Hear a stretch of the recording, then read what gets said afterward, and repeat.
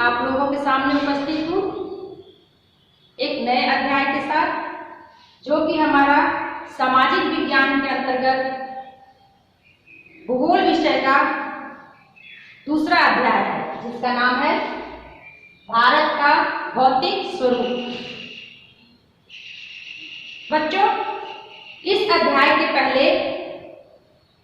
पहला अध्याय जो आपने पढ़ा भारत की स्थिति और विस्तार, उसमें आपने पढ़ा कि भारत कहाँ स्थित है, उसका अक्षांशीय और देशांतरी विस्तार कितना है तथा उसके कौन कौन से पड़ोसी देश हैं। साथ ही आपने भारत देश की लंबाई, चौड़ाई और क्षेत्रफल के बारे में जाना। आज हम अपने भारत देश के भू आकृति के बारे में जानेंगे, यानी हम जानेंगे कि हमारा जो भारतवर्ष है उसका स्थल खंड कैसा है। क्या हमारा भारत बिल्कुल प्लेन एरिया है, या यहाँ पर सिर्फ पहाड़ पाए जाते हैं, या सिर्फ मरुस्थल है, या किस प्रकार का स्थल हमारे यहाँ पाया जाता है।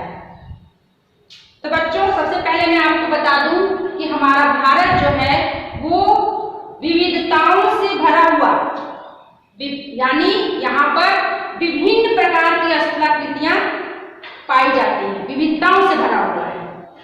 कहने का अर्थ है कि हमारे भारतवर्ष में पहाड़ मिलता है, यानी पर्वतों की ऊंची ऊंची चोटियां मिलती हैं। साथ ही प्लेन मैदान भी मिलता है, समतल मैदान, पठारी एरिया भी मिलता है, मरुस्थलीय एरिया भी मिलता है, तटीय मैदान भी मिलते हैं और द्वीप भी पाए जाते हैं। इसीलिए मैंने कहा कि भारत विभिन्न स्थलाकृतियों वाला, विविधता से भरा हुआ देश है।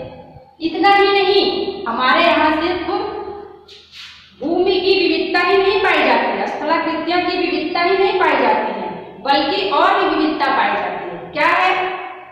हमारे यहाँ विभिन्न प्रकार के चट्टानें भी पाई जाती हैं, जैसे आग्नेय चट्टानें हो गई, अवसादी चट्टानें हो गई, कायांतरित चट्टानें हो गई। ये विभिन्न प्रकार की चट्टानें भी हमारे भारतवर्ष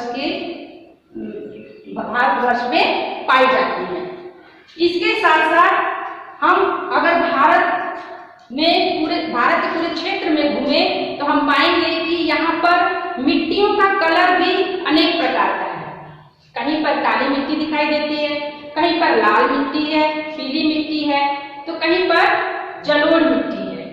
ठीक है, तो इस प्रकार हमारा भारत अपने आप में विविधता लिए हुए है। तो ये विविधता क्या ऐसे ही शुरू से पाई जा रही है हमारे भारत देश में, या यूं कहें कि जब से हमारी धरती अपने अस्तित्व में आई तो क्या भारत के साथ साथ अन्य देश, जिसको आज हम जिस रूप में देख रहे हैं और जहां पर स्थिति उसकी पाई जा रही है, क्या वो ऐसे ही थे? इसके बारे में हम आज डिटेल से पढ़ेंगे और साथ ही हम जितनी विविधताओं वाले क्षेत्र के बारे में अभी जाने हैं, उनके बारे में जानेंगे कि वो कितने क्षेत्रफल में हमारे भारत में स्थित हैं और उनकी क्या विशेषता है। अर्थात कहने का कि जो पर्वत, पठार, मैदान और भी जो भाग हमारे भारत देश में पाए जाते हैं, वो भारत देश में कितने क्षेत्रफल में फैले हुए हैं तथा उनकी क्या विशेषताएं हैं, ये हम जानेंगे। लेकिन पहले हम ये जान लेते हैं कि ये हमारा भारतवर्ष, जिसपे इतनी विविधता पाई जा रही है, भू आकृतियां पाई जा रही हैं, इसका निर्माण हुआ कैसे? तो इसके निर्माण के मुख्यतः दो कारण हैं। पहला कारण है कि भारत का निर्माण विभिन्न भूगर्भित कालों के दौरान हुआ है। यानी इसका साफ अर्थ यह है कि आज में हम भारत को देख रहे हैं, अपने शुरुआती दौर में भारत ऐसा नहीं था। तो कैसा था, हम अभी इसके बारे में जानेंगे। दूसरा जो मुख्यतः कारण है वो है अपक्षय, अपरदन और निक्षेपण की क्रिया, जिससे हमारे वर्तमान भारत की स्थिति का निर्माण हुआ है और सुधार भी हुआ है। तो इसमें मुख्यतः जो दो कारण मैंने बताए, तो इसके सबसे पहले कारण को हम जान लेते हैं कि भारत का निर्माण विभिन्न भूगर्भिक कारणों के दौरान हुआ है। कैसे? इस पर अनेक विद्वानों का अनेक मत है। देखिए, जब कोई मेन मुद्दा किसी भी चीज को लेकर के उठता है, तब हर लोग अपनी राय रखते हैं उसमें। इसको मैं एक सरल तरीके से आपको समझाऊं कि अगर आपके घर के आंगन में मान लीजिए कि आम की गुठली गिर जाती है और उससे एक पौधा बन करके निकल जाता है, पौधा उग जाता है, तब घर के सब सदस्य कहेंगे, सब लोग श्रेय लेने के लिए सोचेंगे। कोई कहेगा कि इसे मैंने ही लगाया था, तो कोई कहेगा नहीं, मैंने ही वहां से उठा करके यहाँ फेंका था, तो अपने से उग गया। यानी जितने लोग घर के रहेंगे, सबका अलग अलग मत होगा उसमें। इसी प्रकार जब किसी महत्वपूर्ण मुद्दे पे बात होती है, तो बहुत सारे वैज्ञानिक, बहुत सारे विद्वान उस पर अपना मत देते हैं। तो भारत का निर्माण कैसे हुआ, इस पर भी बहुत सारे विद्वानों ने अपना अपना मत दिया। उसमें सबसे सर्वमान्य जो मत है वो है अल्फ्रेड वेगनर का। अब अल्फ्रेड वेगनर कौन थे? तो अल्फ्रेड वेगनर जर्मन के जलवायुवेत्ता थे। यानी वे सब देशों में घूम घूम करके वहां की जलवायु पर रिसर्च कर रहे थे कि कहाँ पर ठंडी जलवायु पाई जाती है, कहाँ पर गर्म जलवायु पाई जाती है, या कहाँ की जलवायु की क्या विशेषता है। उस रिसर्च के दौरान उन्होंने पाया कि दक्षिण अफ्रीका का जो क्षेत्र है, ब्राजील इधर, ऐसे ही अफ्रीका का दक्षिणी छोर, भारत का दक्षिणी छोर और ऑस्ट्रेलिया का भाग, जो कि आज बहुत गर्म है, वहां पर हिम जमने के अवशेष पाए गए, यानी हिमालयों के अवशेष पाए गए। बच्चों, जहां पर हिमालय यानी ग्लेशियर जमते हैं, वहां वे अपने निशान छोड़ जाते हैं। उसी से उन्होंने सोचा कि जब ये क्षेत्र इतने गर्म है, तो यहाँ पर हिमालय का अवशेष होना कुछ खास है। तब उन्होंने इस पर रिसर्च करना शुरू किया कि आखिर बात क्या है, क्या जो महाद्वीप आज यहाँ है, अतीत काल में भी वो इसी स्थान पर थे। तो रिसर्च करते करते उन्होंने पाया कि नहीं, आज का भूदृश्य जो हम अपने विभिन्न महाद्वीपों का देख रहे हैं, वो अतीत काल में ऐसा नहीं था। या यूं कहे कि आज जहां महाद्वीप हैं, अतीत काल में वे कहीं और थे। तो कहाँ थे? अपने इस सिद्धांत को सिद्ध करने के लिए उन्होंने एक सिद्धांत दिया। अपने इस मत को सिद्ध करने के लिए एक सिद्धांत दिया, जिसको उन्होंने प्लेट विवर्तनिकी सिद्धांत नाम दिया, जिसको हम प्लेट टेक्टोनिक थ्योरी के नाम से भी जानते हैं। इस सिद्धांत में उन्होंने बताया, वेगनर महोदय ने, कि हमारी जो पृथ्वी है उसका 200 किलोमीटर के अंदर का क्षेत्र बहुत ही कठोर भूखंड से बना है, जिसको उन्होंने स्थल मंडल या जिसको इंग्लिश में लिथोस्फीयर बोलते हैं नाम दिया। और 200 किलोमीटर के अंदर के क्षेत्र को उन्होंने दुर्बलता मंडल या एस्टेनोस्फीयर नाम दिया, और बताया कि जो स्थल मंडल है ये बहुत ही कठोर है, बहुत ही दृढ़ भूखंड है, जबकि नीचे का जो दुर्बलता मंडल है या एस्टेनोस्फीयर जो है, वो ना ही दृढ़ भूखंड के रूप में है और ना ही लिक्विड के रूप में है, बल्कि पेस्ट फॉर्म में है। पेस्ट फॉर्म कहने का, जिससे हम ब्रश करते हैं, वो पेस्ट ना ही लिक्विड होता है और ना ही ठोस होता है। तो उस दुर्बलता मंडल है। चूंकि स्थल मंडल बहुत हार्ड है, फिर भी उसका घनत्व कम है, ऐसा वेगनर महोदय ने बताया।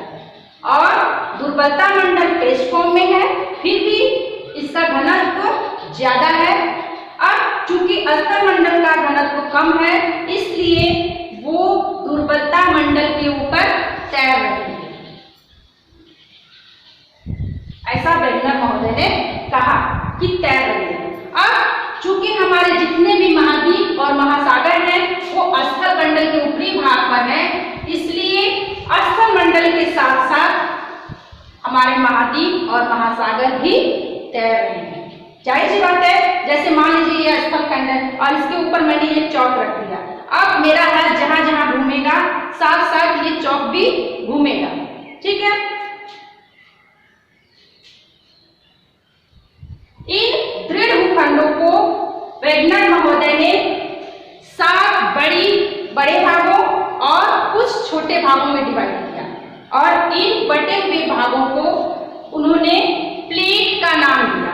प्लेट खाने वाली प्लेट नहीं, उन दृढ़ भूखंडों को उन्होंने प्लेट का नाम दिया और बताया कि हमारे जो दृढ़ भूखंड है ये स्थल मंडल वाले, ये 7 बड़ी और कुछ छोटी प्लेटों में डिवाइड है। तो 7 बड़ी प्लेटें कौन है? पहली प्लेट है इंडो ऑस्ट्रेलियन प्लेट, यानी भारत का ये प्रायद्वीपीय क्षेत्र वाला जो भाग है और ऑस्ट्रेलिया का भाग जो है वो एक ही प्लेट पर स्थित है। दूसरा यूरोपियन प्लेट, यानी यूरोप और एशिया का जो पार्ट है वो ये दोनों एक ही प्लेट पर स्थित है, यानी भारत वाले भाग को छोड़ करके जो एशिया और यूरोप का भाग है वो एक ही प्लेट पर स्थित है। तीसरा उत्तरी अमेरिकी प्लेट, उत्तरी अमेरिकी प्लेट, दक्षिणी अमेरिकी प्लेट, अफ्रीकन प्लेट, प्रशांत महासागरीय प्लेट और अंटार्कटिक प्लेट।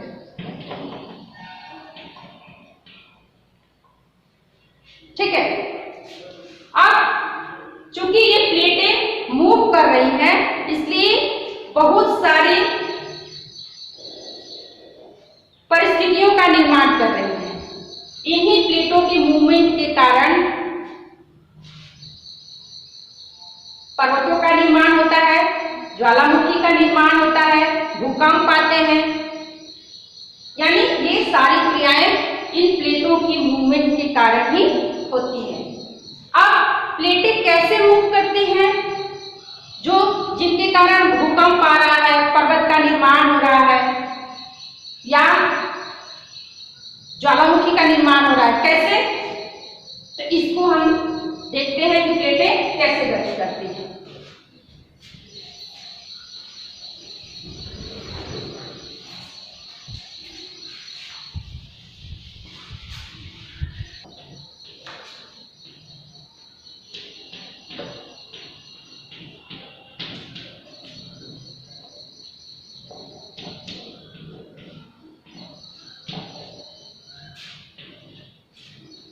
पहला है अभिसारी गति,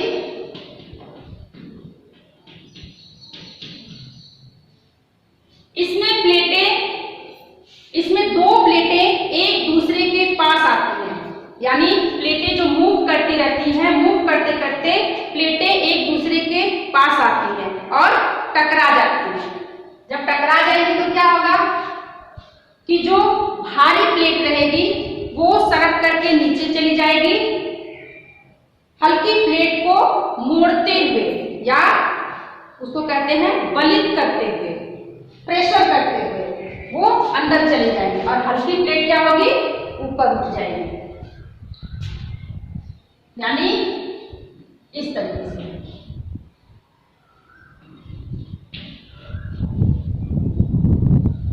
इस तरीके से दोनों प्लेटें आमने सामने आएंगी और इससे बलित पर्वतों का निर्माण होता है, इनके टकराने से बलित पर्वतों का निर्माण होता है। इसका बेस्ट एग्जाम्पल हमारा हिमालय है।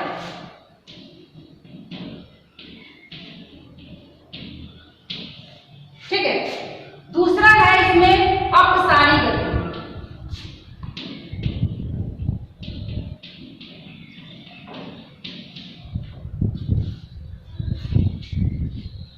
अपसारी गति में क्या होता है, इसमें दो प्लेटें एक दूसरे से दूर जाती हैं, यानी इस तरीके से।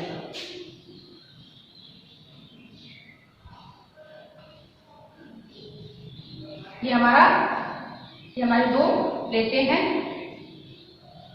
और ये दुर्बलता मंडल का क्षेत्र है। यहाँ पर पेस्ट फॉर्म में मैंने बताया, पेस्ट फॉर्म में हमारा दुर्बलता मंडल है। तो जब ये दोनों प्लेटें दूर हटती हैं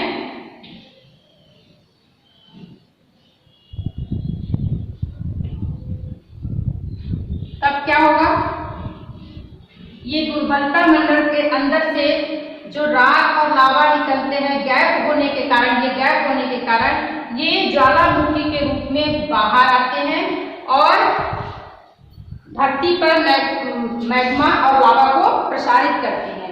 यही मैग्मा और लावा कालांतर में ठंडा होकर के पठार के रूप में परिवर्तित हो जाता है। यहाँ पर एक चीज मैं कंफर्म कर दूं कि मैं बार बार पहाड़ और पठार बोल रही हूँ, तो पहाड़ और पठार में क्या अंतर है। तो देखिए, पहाड़ जो होते हैं उनकी ऊंचाई कम से कम 600 मीटर होती है, उससे कम नहीं होनी चाहिए, और उनका जो ऊपरी पार्ट है, ये पार्ट है, वो नुकीला होता है इस तरह से।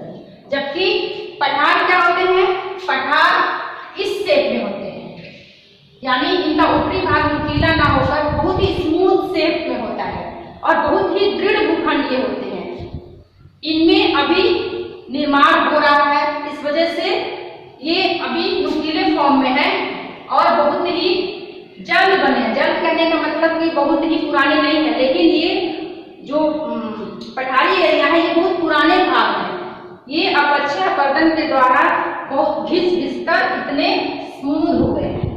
ठीक है, ये तो हो गया अपसारी गति। अब इसके कारण होता क्या है, ज्वालामुखी का निर्माण होता है। तीसरी जो गति है प्लेटों की, वो कहलाती है रूपांतर गति। इसमें क्या होता है, इसमें दो प्लेटें ना ही टकराती हैं और ना ही दूर जाती हैं, बल्कि वे क्षैतिज गति करती है। क्षैतिज गति कैसे करेंगे, इस तरीके से, माने एक दूसरे के समानांतर होते हुए वे आगे बढ़ती हैं। लेकिन जब कभी इन दो प्लेटों के कोर नजदीक आने की वजह से रगड़ खा जाते हैं, तब भूकंप का निर्माण होता है।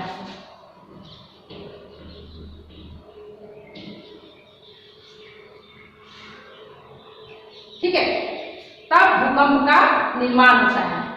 तो क्या इन प्लेटों की गति के कारण ही आज का हमारा जो भारत है वो अस्तित्व में आया है? तो वेगनर महोदय ने कहा हाँ। कैसे, आइए इसको भी समझते हैं।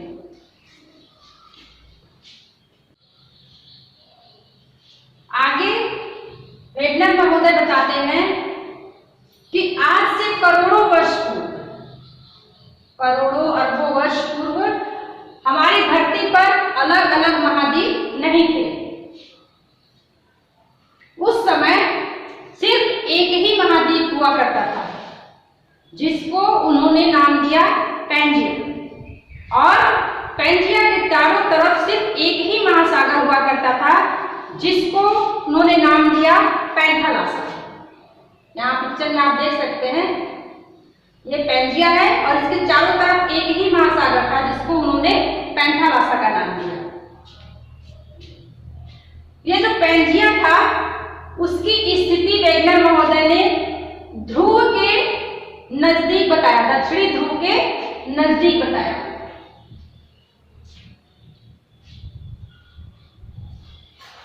इसके बाद उन्होंने बताया कि ये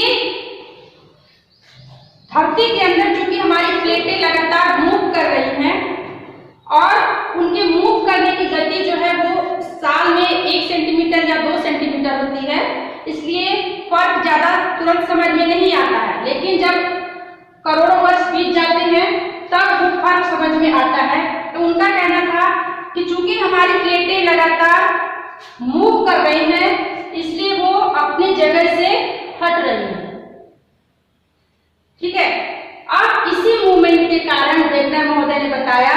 कि पैंजिया के दो भाग हो गए।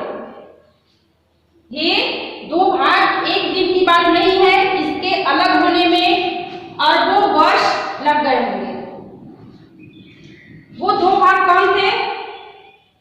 जो दो भाग पैंजिया के हुए, उसके एक भाग को, उत्तरी भाग को उन्होंने नाम दिया लॉरेशिया और दक्षिणी भाग को नाम दिया गोंडवाना लैंड। और जो बीच का भाग था, जो टूटने से जिसमें पानी भर गया था, उसको उन्होंने टेथिस सागर का नाम दिया। अब लॉरेशिया के भाग में कौन कौन क्षेत्र आते थे? लॉरेशिया के क्षेत्र में उत्तरी अमेरिका, यूरोप और एशिया का भाग, जिसमें भारत इंक्लूड नहीं था। भारत को छोड़ करके एशिया का भाग जो था वो लॉरेशिया के क्षेत्र में आता था। और गोंडवाना लैंड में कौन कौन क्षेत्र आए? गोंडवाना लैंड में दक्षिणी अमेरिका, अफ्रीका, भारत, ऑस्ट्रेलिया और अंटार्कटिका के क्षेत्र है। अब चूंकि ये क्षेत्र अलग हो चुके थे, ये देश अलग हो चुके थे, इसलिए समय के साथ साथ इन दोनों क्षेत्रों में बहने वाली नदियों ने अपने मलबे या अपने अवसादों का जमाव टेथिस सागर में करना शुरू कर दिया। और टेथिस सागर में धीरे धीरे मलबों का जमाव होते होते बहुत ही हार्ड रूप में वो मलबा जमा हो गया। फिर क्या हुआ? फिर समय बीतने के साथ साथ जो गोंडवाना लैंड है, उसके अंदर भी सेलों के मूवमेंट के कारण धीरे धीरे इसमें भी विखंडन होना शुरू हो गया और जो इंडो ऑस्ट्रेलियन प्लेट थी वो खिसकते खिसकते उत्तर की ओर प्रवाहित होना शुरू हो गई। अब क्या हुआ? जब उत्तर की तरफ प्रवाहित होना शुरू हो गए,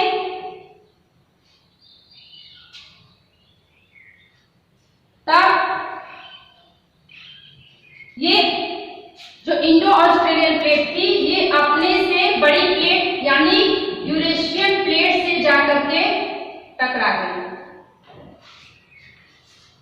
जैसा कि मैंने पहले ही बताया था आपको कि जब दो प्लेटें आपस में टकराती हैं, तब जो भारी प्लेट होती है वो हल्की प्लेट को तोड़ती हुई या बलित रूप से प्रभावित करती हुई, मोड़ती हुई उसको अंदर की तरफ चली जाती है और बलित पर्वत का निर्माण होता है। वैसे ही जब इंडो ऑस्ट्रेलियन प्लेट उत्तर की तरफ प्रवाहित हुई, अपने से भारी प्लेट यूरेशिया की प्लेट से टकराई और टकराने के बाद बीच का जो टेथिस सागर था वो हिमालय के रूप में परिवर्तित हो गया। यहाँ फिगर में आप देख पा रहे होंगे कि ये हमारे भारत का प्रायद्वीपीय हिस्सा है। अभी भारत का ऊपरी हिस्सा जो जम्मू कश्मीर वाला हिस्सा है वो इसमें नहीं है, इतना ही है। ये पार्ट जो था वो इसका हिस्सा था, गोंडवाना लैंड का। और ऊपर में जो हमने दिखाया है वो यूरेशियन प्लेट और बीच में टेथिस सागर। अब चूंकि टेथिस सागर में मलबा बहुत समय से जमा हो रहा था, तो वो बहुत हार्ड रूप में, बहुत ही कड़ा रूप में हो गया था और इस दोनों प्लेटों के दबाव से वो बलित होकर के हिमालय पर्वत के रूप में, जैसा कि मैंने बताया, हो गया। ठीक है। अब इस तरह से ये पठारी एरिया जो है हमारा अभी का, ये बहुत ही प्राचीन है। इसमें आपको शंका नहीं होनी चाहिए कि कैसे ये प्राचीन है, क्योंकि ये पहले से ही गोंडवाना लैंड का हिस्सा था। और जो जम्मू कश्मीर का ऊपरी हिस्सा आप देख रहे हैं, एक्चुअली ये यूरेशियन प्लेट का हिस्सा है। और बीच में जो हिमालय पर्वत देख रहे हैं, ये टेथिस सागर का परिवर्तित रूप है, जो कि दो प्लेटों के टकराने से हुआ है। अब जब हिमालय पर्वत का निर्माण हो गया, तब इस पठारी क्षेत्र और हिमालय क्षेत्र के बीच का भाग बहुत ही गड्ढा था, या यूं कह सकते हैं कि बेसिन के रूप में था, मतलब इस शेप में था। अब क्या हुआ? कालांतर में धीरे धीरे पठारी भाग से बहने वाली से निकलने वाली नदियों ने अपने अवसादों को ला करके इस खड्डे में जमा करना शुरू किया और धीरे धीरे कालांतर में यही खड्ड भर करके हमारे आज मैदानी भाग के रूप में, उत्तर के मैदानी भाग के रूप में हमारे सामने है। तो इस प्रकार हमने देखा कि कैसे पृथ्वी के आंतरिक भाग के हलचल के कारण हमारा पृथ्वी का ऊपरी भाग उससे प्रभावित होता है। इस प्रभाव के कारण हमारा पहाड़ी, पठारी और मैदानी एरिया का निर्माण कैसे हुआ हमने देखा। इसके अलावा मैंने बताया था कि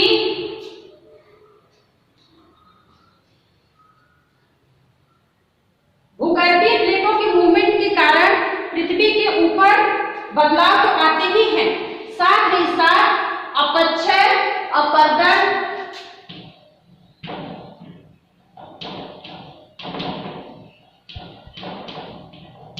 और निक्षेपण,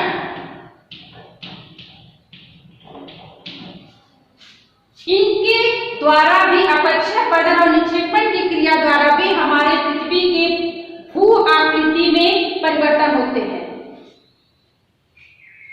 देखिए, भौतिक, रासायनिक और जैविक क्रिया द्वारा हमारे नेचुरल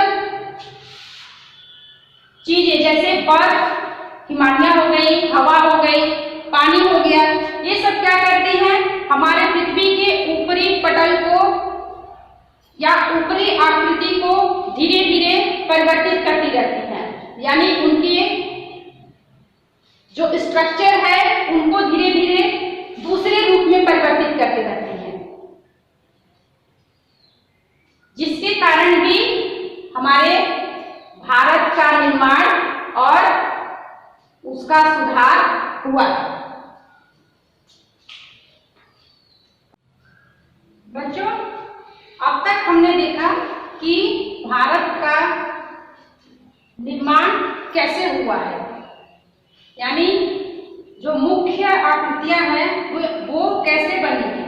अब हम देख लेते हैं कि भारत में पाई जाने वाली मुख्य आकृतियां कौन कौन सी है, यानी हम भारत का मुख्य भौगोलिक वितरण के बारे में जान लेते हैं। तो बच्चों, हमारे जितने भी भारतीय एरिया है उसको विभिन्न भू आकृतियों के आधार पर हमने 6 भागों में बांटा है। पहला है हिमालय पर्वत श्रृंखला, ये वाला भाग। दूसरा है उत्तर का मैदान, हिमालय पर्वत के गिरिपाद में स्थित। तीसरा है प्रायद्वीपीय पठार, उत्तरी मैदान के दक्षिण साइड में। और चौथा है भारतीय मरुस्थल, जो राजस्थान और उसके आसपास का एरिया है। पांचवा है तटीय मैदान, जिसको हम पूर्वी तट और पश्चिमी तट के नाम से जानते हैं। छठा है द्वीप समूह, लक्षद्वीप और अंडमान निकोबार द्वीप समूह, ये भी भारत के अंतर्गत आते हैं। अब हम इन सारी भू आकृतियों के विशेषता को एक एक करके जानेंगे। आइए सबसे पहले शुरुआत करते हैं हिमालय पर्वत श्रृंखला के बारे में जानते हुए। हिमालय पर्वत श्रृंखला ये भूगर्भीय रूप से युवा तथा बनावट की दृष्टिकोण से बिल्कुल नया पर्वत है। जैसा कि मैंने पहले ही बताया कि इनका निर्माण हुए बहुत समय नहीं हुआ है।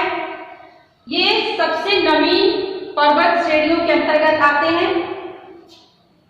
इसका विस्तार यानी हिमालय का विस्तार उत्तर में कश्मीर के नंगा पर्वत से लेकर पूर्व में तिब्बत में स्थित नामचा बर्वा पर्वत श्रेणी तक अर्धचंद्राकार रूप में है। यानी ये जम्मू कश्मीर का हिस्सा है, यहाँ पर ये नंगा पर्वत है, यहाँ से लेकर के यहाँ अरुणाचल प्रदेश के ठीक ऊपर में तिब्बत वाले क्षेत्र में नामचा बर्वा नाम की एक पर्वत चोटी है, यहाँ तक हिमालय का विस्तार है।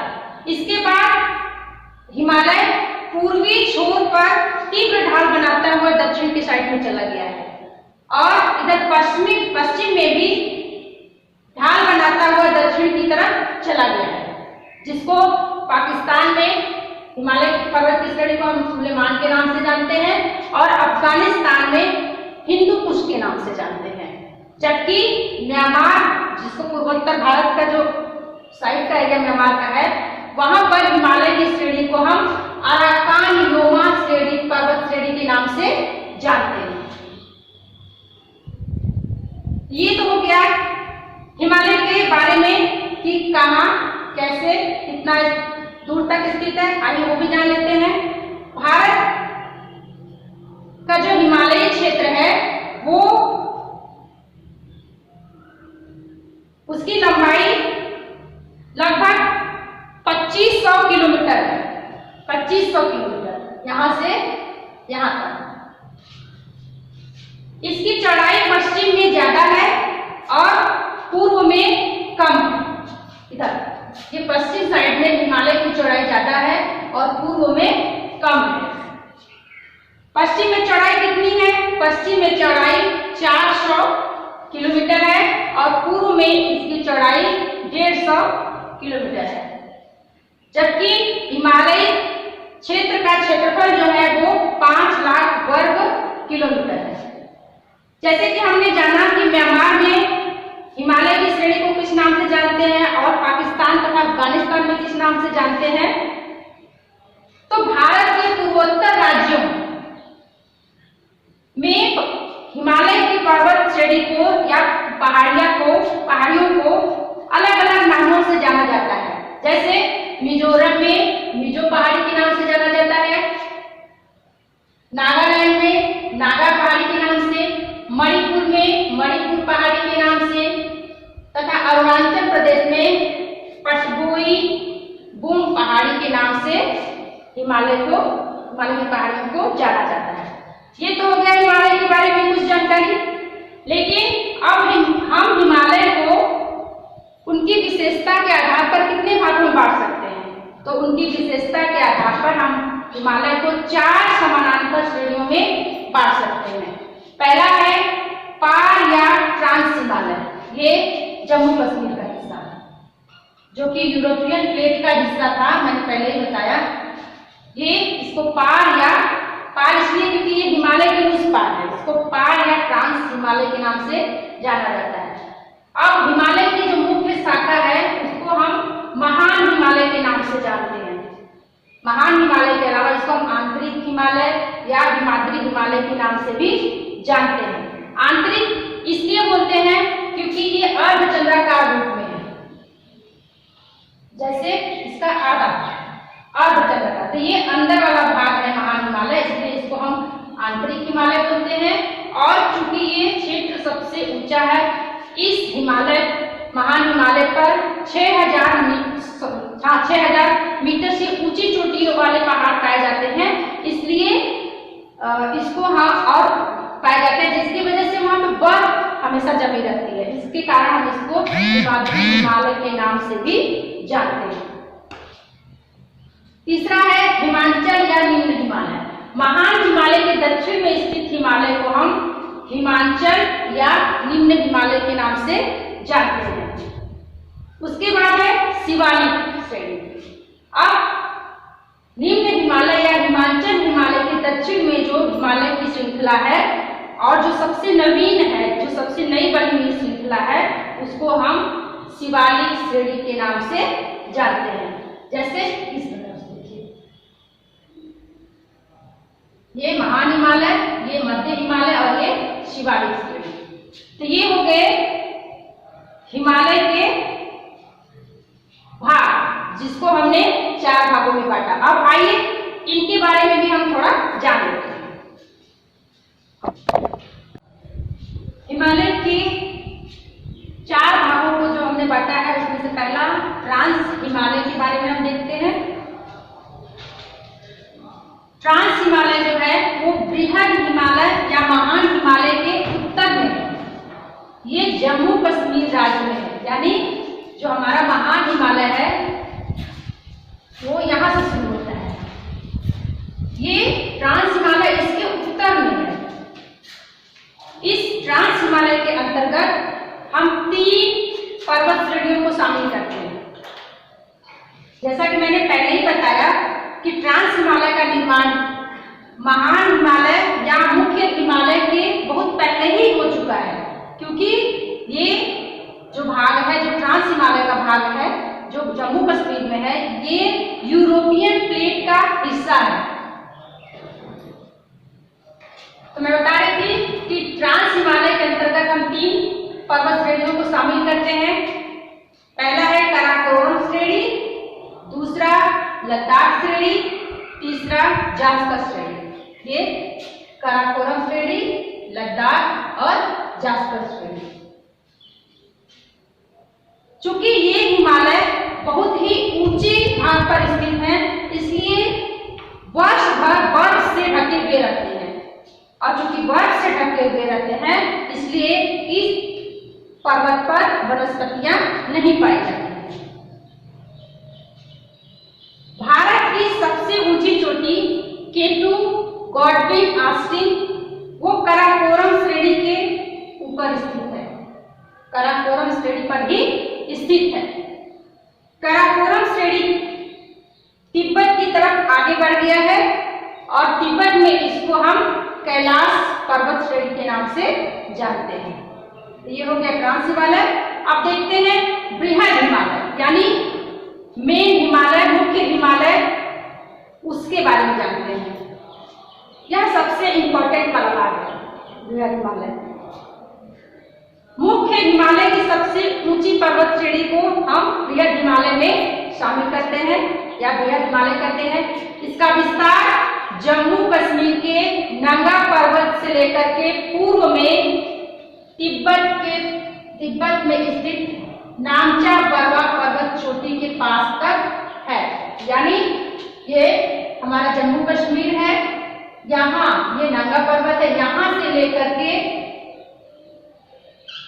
अरुणाचल प्रदेश के ठीक अरुणाचल प्रदेश का भाग जहाँ पूर्व में खत्म होता है, उसका ठीक ऊपर तिब्बत के क्षेत्र में ये नामचा बरवा चोटी है। यहाँ तक महान हिमालय का विस्तार है। इस श्रेणी में विश्व की 10 सबसे ऊंची पर्वत श्रेणियां पाई जाती हैं। अब कौन कौन सी वो श्रेणी है, कौन कौन सी चोटी है, उसको देख लेते हैं। तो यहाँ मैंने सबका नाम नहीं लिखा है, मुख्य 4 जो बड़ी चोटियां हैं, 4 बड़े पर्वत हैं, उनको लिखा है। एवरेस्ट ये दुनिया की सबसे ऊंची पर्वत चोटी है, जिसकी ऊंचाई 8,848 मीटर है। पर्वतों की ऊंचाई हम मीटर में नापते हैं। उसके बाद कंचनजुंगा जो सिक्किम में है, मकालू जो नेपाल में है, धौलागिरी नेपाल में है, और भी बहुत सारे पर्वत हैं। अब उत्तराखंड में महान हिमालय के अंतर्गत या बृहद हिमालय के अंतर्गत उत्तराखंड में 2 ग्लेशियर पाए जाते हैं। वो 2 ग्लेशियर कौन है? गंगोत्री और यमुनोत्री। ठीक, ये तो हो गया बृहद हिमालय। अब आइए हम मध्य हिमालय को देखते हैं। मुख्य हिमालय की 3 हमने 3 भागों में बांटा। ये महान हिमालय जिसको अभी हमने पढ़ा।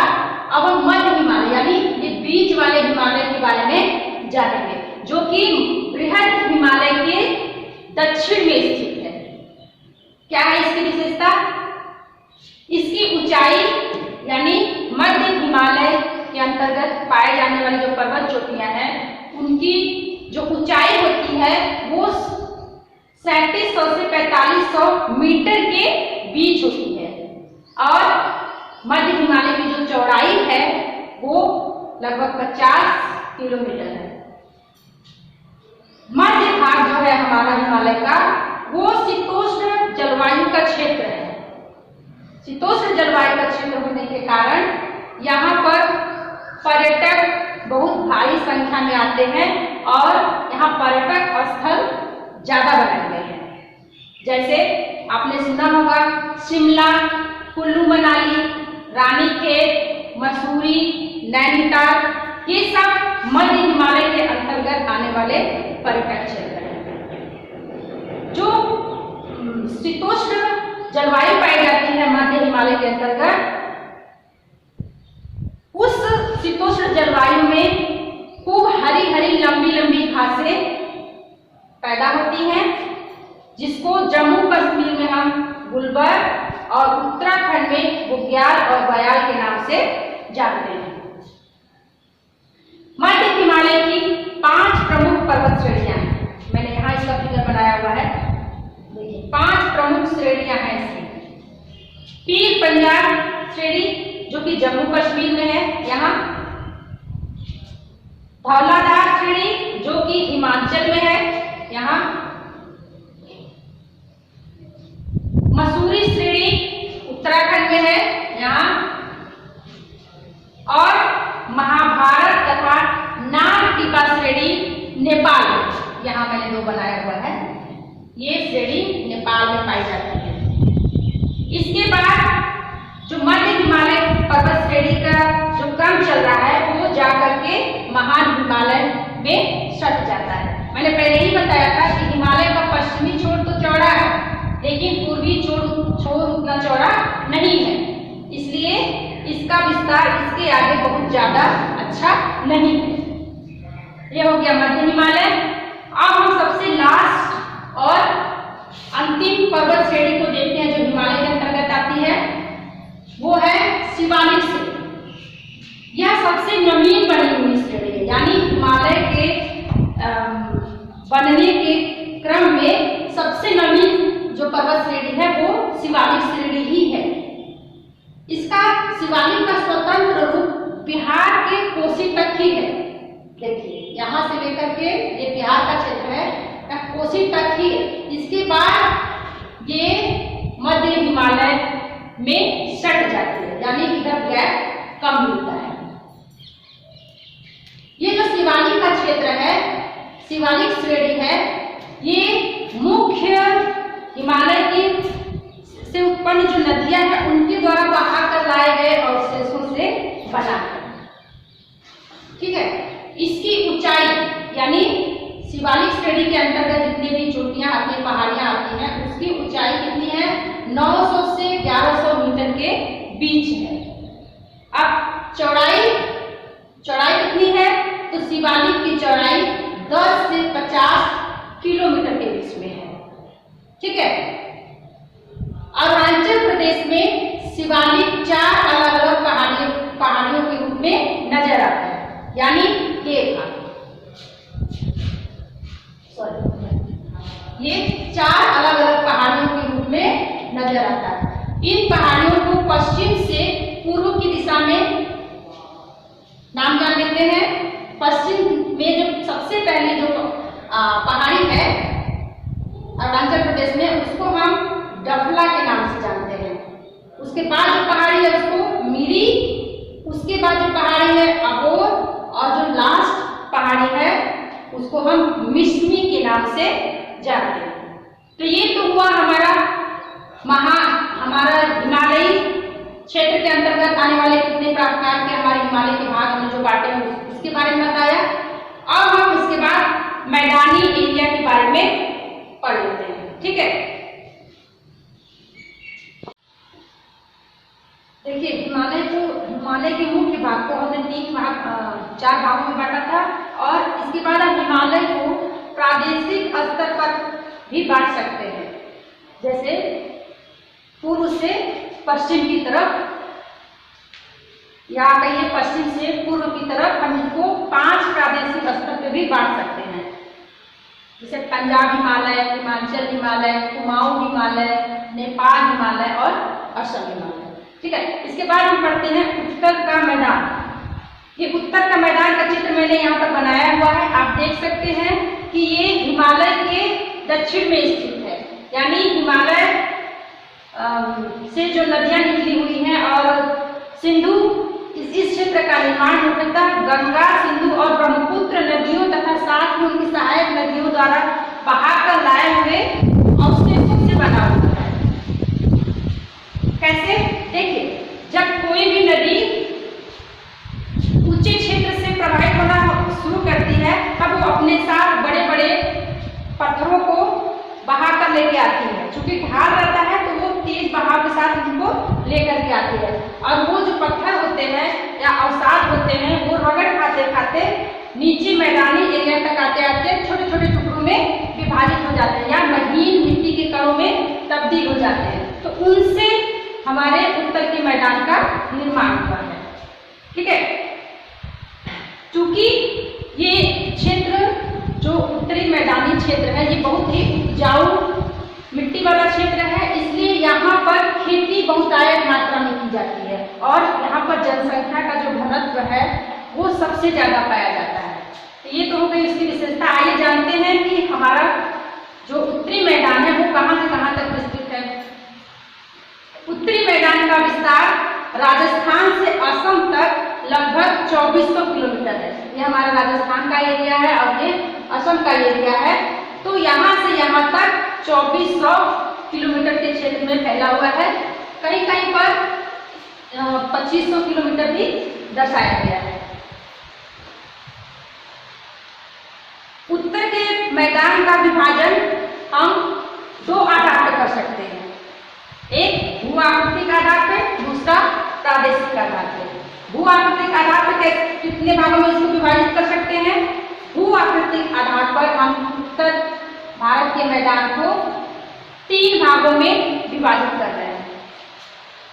पहला है भाबर, दूसरा है तराई और तीसरा है जलोढ़ क्षेत्र। भाबर क्या है? देखिए, मैंने पहले ही बताया कि हमारा जो मुख्य हिमालय है वो 3 श्रेणियों में विभाजित है, महान हिमालय, मध्य हिमालय और शिवालिक। शिवालिक से नीचे उतरते समय नदियों की स्पीड बहुत ज्यादा होती है, सो वो अपने साथ बड़े बड़े चट्टानों को बहा करके नीचे लेके आती है। अब जब नीचे लेके आती है, मैदानी एरिया में प्रवेश करती है, तो गति कम होने के कारण बड़े बड़े जो टुकड़े होते हैं चट्टान के वो उसके तले में बैठ जाते हैं।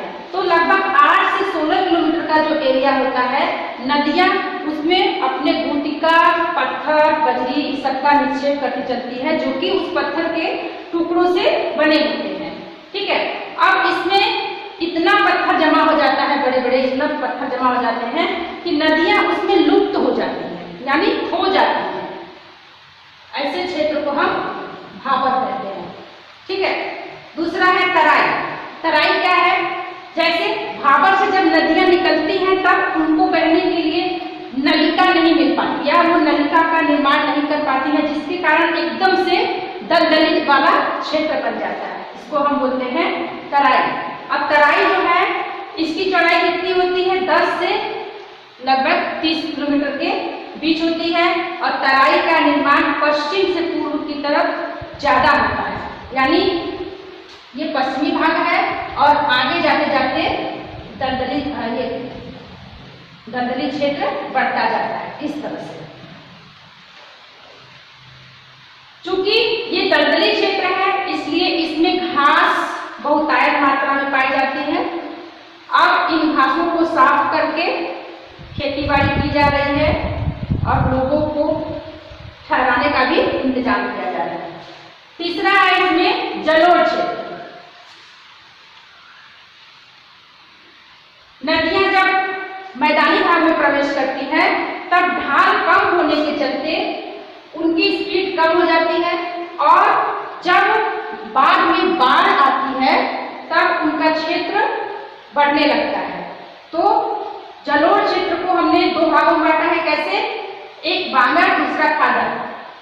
तो बांगर खादर वो क्षेत्र है जहां नदियों की बाढ़ का जल प्रतिवर्ष पहुंचता है। मान लीजिए ये गंगा नदी है और ये बह रही है इस क्षेत्र में, और जब बाढ़ आती है बरसात के दिनों में तब ये पानी अगल बगल के एरिया में फैल जाता है।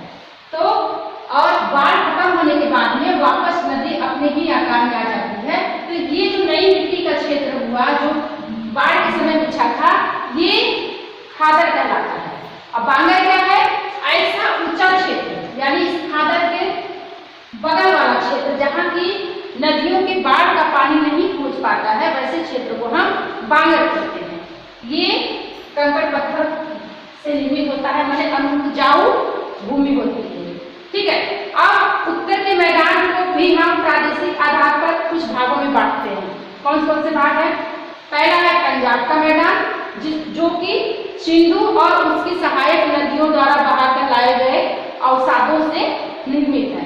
दूसरा है गंगा का मैदान, ये गंगा और उनकी सहायक नदियों द्वारा बहा करके लाए गए अवसादों से निर्मित क्षेत्र है, जिसमें हरियाणा, दिल्ली और उत्तर प्रदेश हमारे आ जाते हैं।